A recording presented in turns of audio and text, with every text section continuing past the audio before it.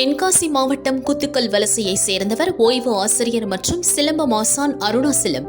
வயது 70. இவர் தேசிய அளவில் சிலம்பம் கிராண்ட் மாஸ்டர் பட்டம் பெற்றவர்.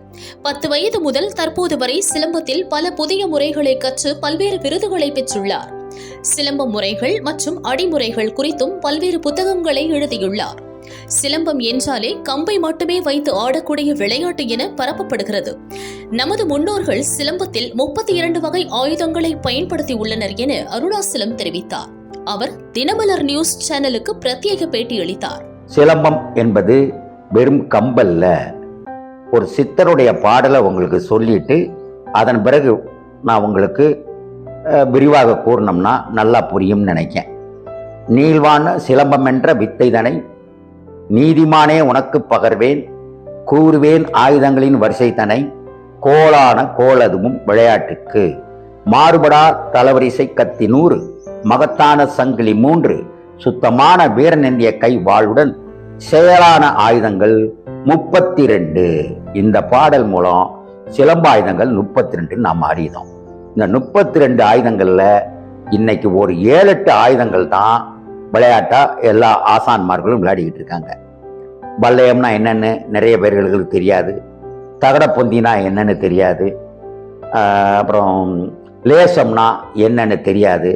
இப்படி பல தெரியாத ஆயுதங்கள் 32 ஆயுதங்களுக்குள்ளேயும் இருக்குது.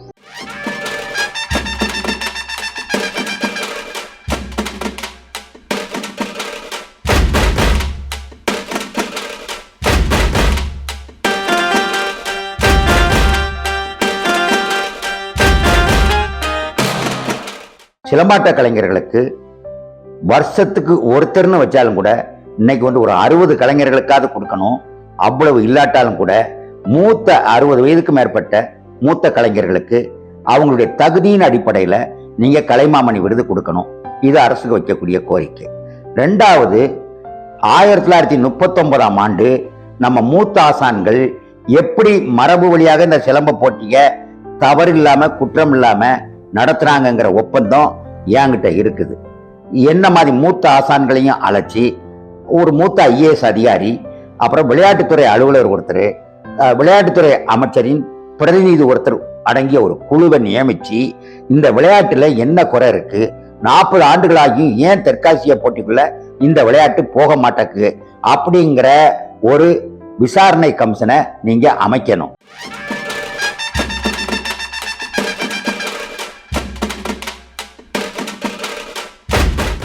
இந்த தென்காசிய தற்காப்பு கலைகளினுடைய சிலம்பம் தற்காப்பு கலை அரங்கம் எப்படி ஜல்லிக்கட்டுக்கு மதுரையில நீங்க அமைச்சிருக்கீங்களோ அதே மாதிரி தென்காசியில தற்காப்பு கலைகளினுடைய அரங்கம், சிலம்பம் தற்காப்பு கலை அரங்கம் அரசு சார்பாக அமைக்கணுங்கிற பணிவாட வேண்டுகோளோட